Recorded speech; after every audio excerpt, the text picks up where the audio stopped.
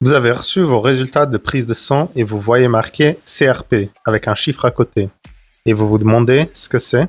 Dans cette vidéo, on vous explique simplement ce que c'est, ce que ça veut dire quand elle est élevée et surtout ce que vous pouvez faire au quotidien. La CRP, ça veut dire protéine C-réactive. C'est une protéine fabriquée par le foie. Mais pourquoi le foie la produit? Parce que le corps lui envoie un signal. Et ce signal, c'est l'inflammation. Imaginez votre système immunitaire comme une armée. Quand il détecte une menace, une infection, une blessure, un tissu abîmé, il déclenche une alarme. Et en réponse à cette alarme, le foie se met à produire de la CRP très rapidement, en quelques heures seulement.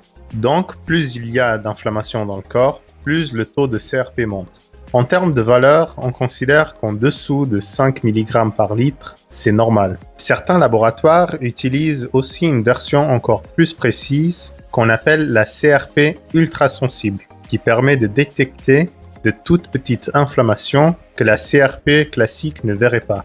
Maintenant, qu'est-ce qui peut la faire monter?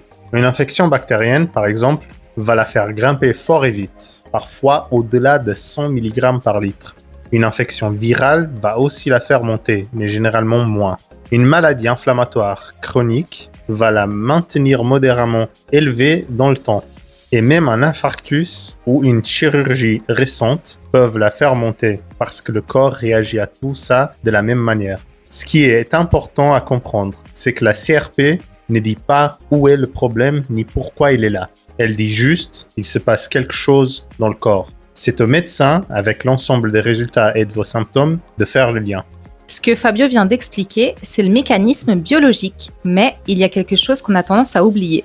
L'inflammation peut aussi être chronique et totalement silencieuse, sans infection, sans fièvre, sans douleur évidente. Et là, notre mode de vie joue un rôle vraiment énorme. Concrètement, une alimentation riche en produits ultra transformés, en sucre et en graisses industrielles, entretient un état inflammatoire dans le corps, souvent sans qu'on s'en rende compte. Le surpoids, surtout quand il se loge au niveau du ventre, a aussi un effet direct. Le tissu adipeux abdominal est lui-même pro-inflammatoire, et on parle moins souvent du sommeil et du stress. Mais dormir moins de 6 heures ou vivre dans un état de stress chronique, ça se voit aussi dans les marqueurs inflammatoires. À l'inverse, il y a des choses simples qui aident vraiment. Les oméga 3, qu'on trouve dans les poissons gras, les noix ou les graines de lin, ont un effet anti-inflammatoire reconnu. Les légumes et les fruits colorés, riches en antioxydants, vont dans le même sens. Et l'activité physique régulière, même 30 minutes de marche par jour, a un impact mesurable sur l'inflammation. Donc si votre CRP est légèrement élevé sans cause infectieuse évidente, c'est souvent un signal que votre corps supporte une inflammation de fond. Et c'est quelque chose sur lequel on peut vraiment agir. Pas juste avec des médicaments, mais ce qu'on mange, comment on dort, comment on bouge au quotidien. En résumé, la CRP, c'est un signal d'alarme. Élevé sur le coup, ça oriente vers une infection ou une réaction aiguë. Élevé sur la durée, c'est souvent une inflammation chronique qui mérite d'être explorée.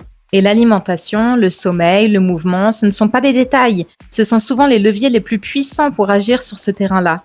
Si cette vidéo vous a aidé, dites-le nous en commentaire. Et dites-nous aussi quelle analyse vous aimeriez qu'on explique la prochaine fois. On est là pour rendre la santé simple. À bientôt. À bientôt.